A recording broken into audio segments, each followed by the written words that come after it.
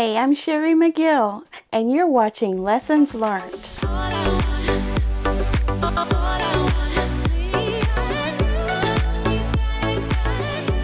Hi, welcome back to Finish It Friday. Lots to go over with you today. As you can see behind me, you can barely see me because of Totally Tulips. So I have Totally Tulips all together, except I ran out of outer border, the inner border of the entire outside. All I have left is, well, I have this left from these sashings that I did, and then I had another piece that was about 5 inches, and so I had to go looking for some more Tula Pink unicorn poop in Fresh Spring. That's what this is called. Anyway, I did find some, and all I needed was like, I don't know, I got a yard. I think I needed like 20 inches or something like that. But I do want to get your opinion on something. I have this fabric on hand for the outer border for like a 5-inch border. I don't know if you can see it really well, but it has kind of a quatrefoil design on it in this bright green. I'm thinking it might be too yellow of a green. And also, should I stay within the K facet line? Let me show you another option that I had picked out from Missouri Star Quilt Company. I have in my cart. Hopefully I can find it here real quickly for you. It is the Cape Caribbean Lotus Leaf Purple. Now you remember for the backing I have a lotus leaf design that's kind of in yellows and greens. And I certainly could get some more of that as well, but I kind of liked this one. It's purple, but it has a lot of the green shades in it. I know it's a stretch for you to see that. But see how it kind of coordinates with all the other colors in the tulip heads? Or would that just be too busy? Tell me what you think down in the comments. Either way, this is well on its way. I'm excited about it again because I'm so close to getting it done. And my light green that I'm lacking is coming today. So I should be able to work on that this weekend to get it finished up. Now, I did finish completely my little vintage tablecloth that you see me mention before, and I got it all tacked now. And I decided to make a little clip of how I finished it. So let me go ahead and insert that right here.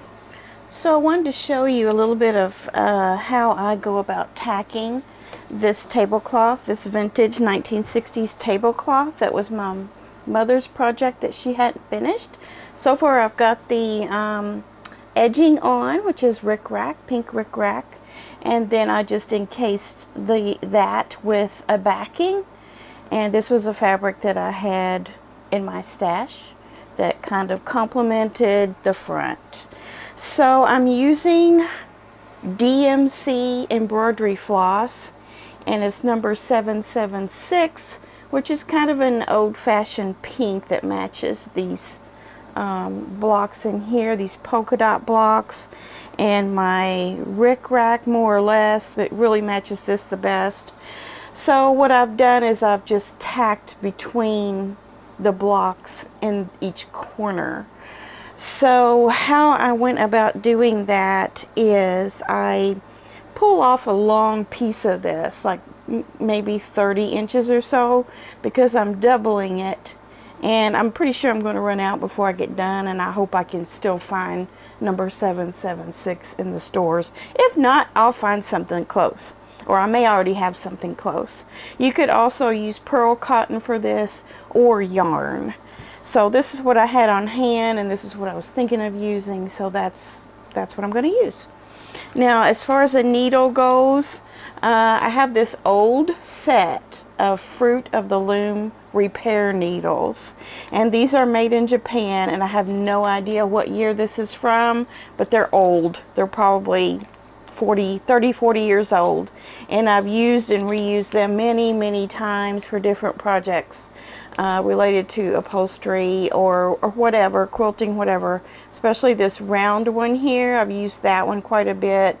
Or if I need a super long needle, I use that one. They're marked as such: curved carpet, packing, book binders, and sail makers.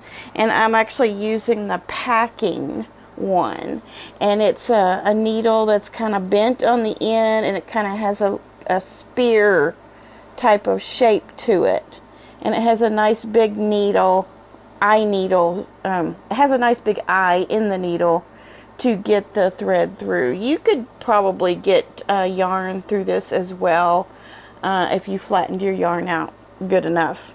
So like I said, I took a big piece and started, and I'm just finding the intersections here of the quilt, and I'm doing them all the same direction in a row, and I'm starting up here, and I'm going in about 1/4 of an inch, and then back through 1/4 of an inch on the opposite block, on the diagonal from it. So I will stop with about 1.5 inches on this side, and I am eyeballing that. I'm not going to actually measure all those out. And once I tie it twice, like a shoestring, then I will have it about down to 1 inch or so. That might be a little more than 1.5 inches. It might be more like 1 3/4, but you can certainly make them as long or short as you want, but longer is better because you can cut them down to whatever you want. But yeah, there will be some waste, but it's better to have too much and get them too long and be able to trim them than to not have enough to start with and not be able to tie it. I tried 1 inch at first, and it was just too hard for me to tie it. So I went 1.5 inches or a little more. And depending on how I feel about it when I get finished, I might cut these down just a little bit more like a true 1 inch.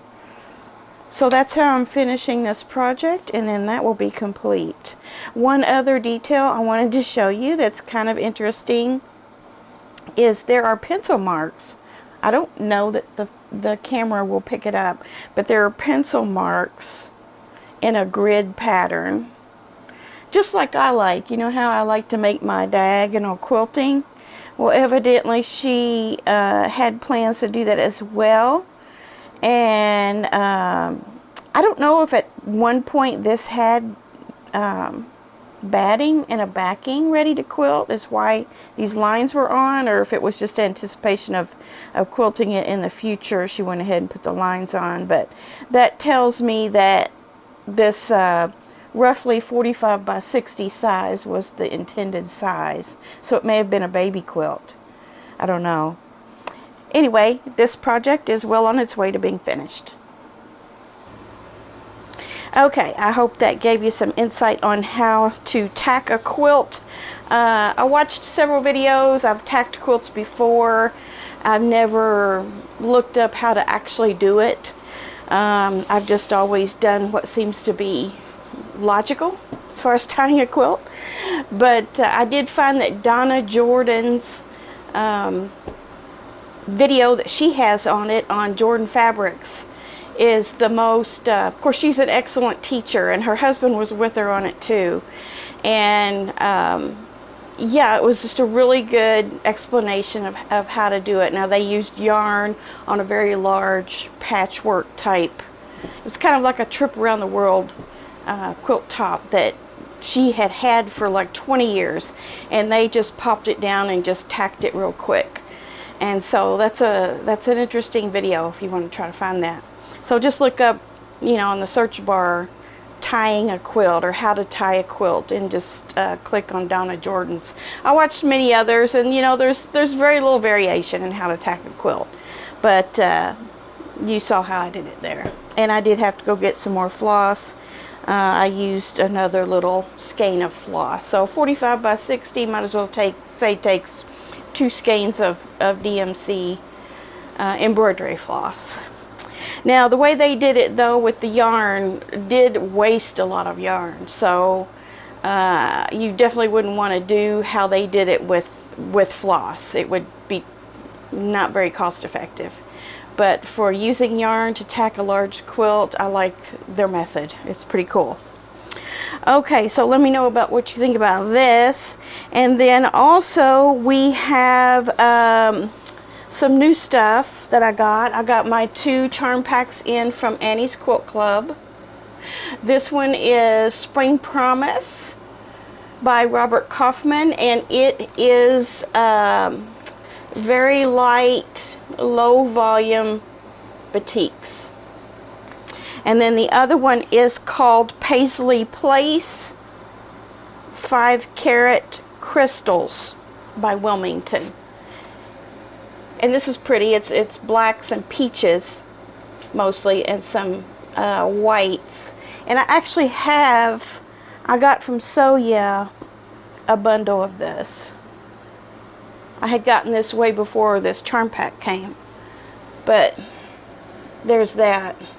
So I could easily probably make a whole entire quilt out of that. These are 1 yard cuts, so I've got plenty to play with on that. Now, something I didn't realize is the package comes with a little postcard size reminder about the Charm Pack Club, and I may have known this, but I just forgot. But it says, "Hey fabric loving friend, here are your 2 new charm packs for making great projects or for adding to your stash." And then it says in small print, "Don't forget to find your free digital pattern at annieskitclubs.com/login." I didn't know there was free patterns out there. So I went looking, and yeah, there's a few free patterns out there that you can use with these charm packs, small projects as well as full-size quilts. So I need to do that. And like I said, I probably knew that, and I was complaining last time I got these about how much they cost. But if you're getting free patterns, then I can't really complain, can I?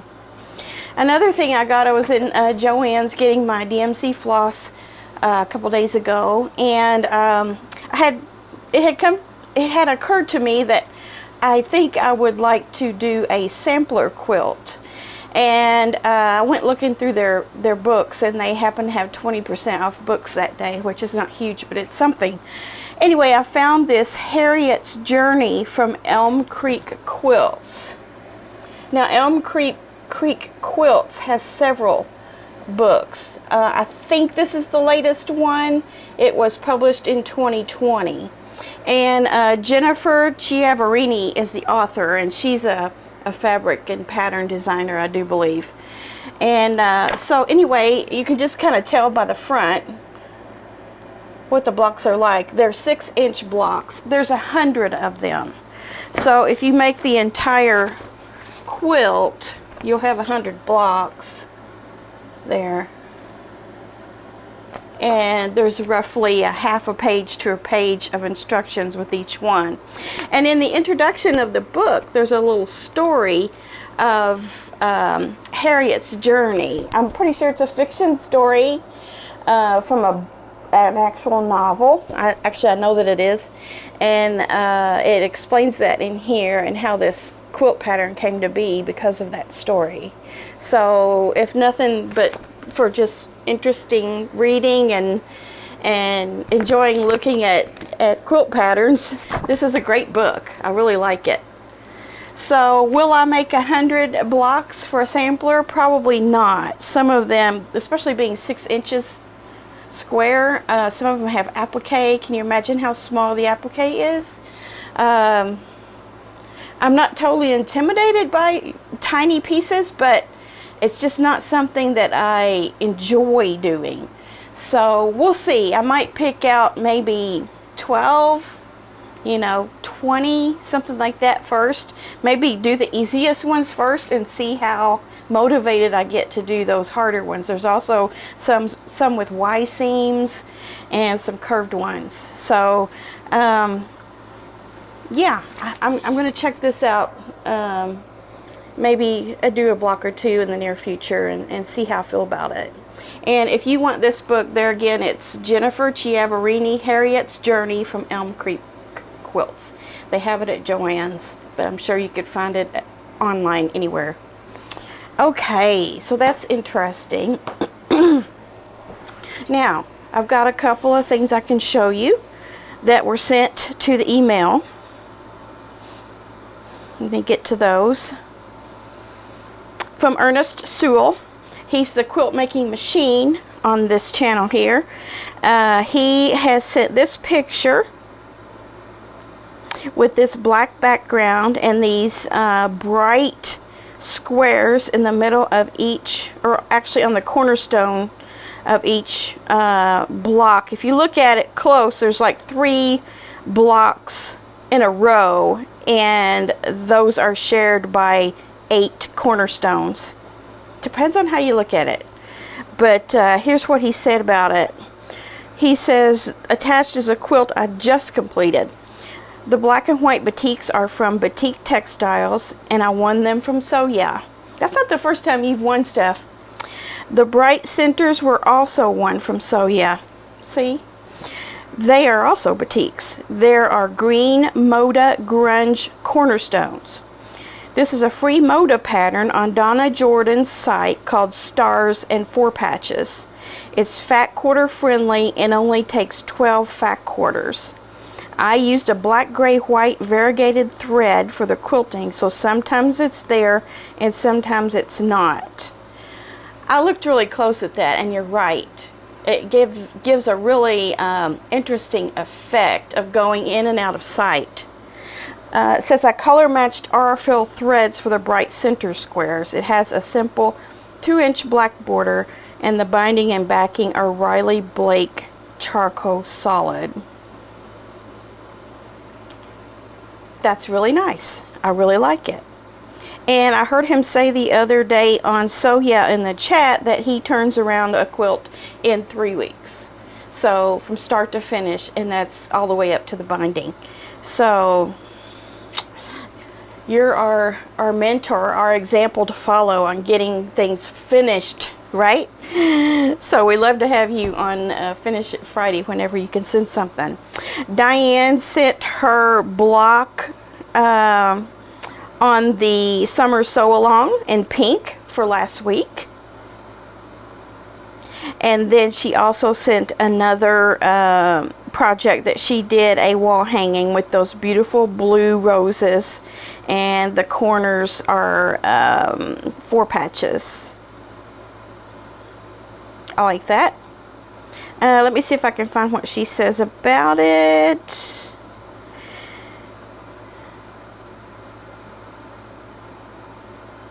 No, she just asked me a question. So good job on those 2 things, Diane. You're moving right along with your projects. So speaking of the Summer Sew Along, a windmill garden quilt that we're making in 9 weeks, I'm going to flip this down here so you can see what the next color is. Ta-da! There we go.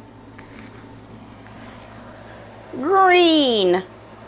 And you're like, a flower with green? Well, it's a windmill, right?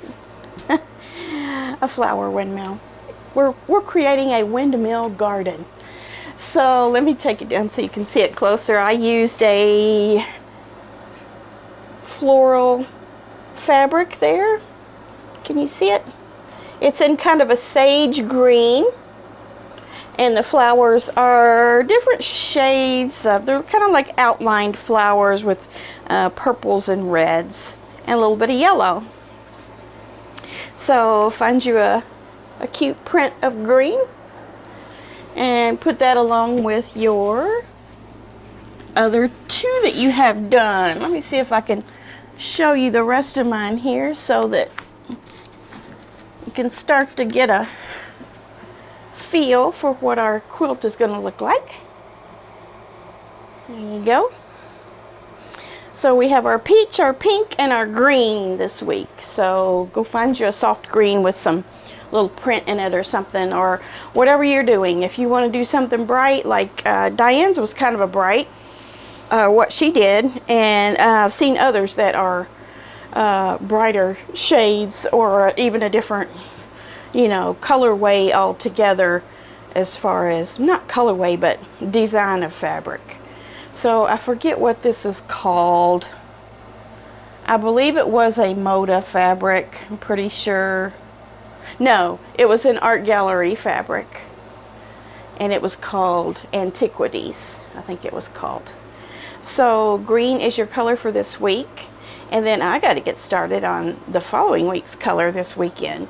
So you'll be finding out another one in just a week. All right, I think that's all I have for you. So continue to work on your projects. Find a little time to sew, and we'll see you real soon. Bye.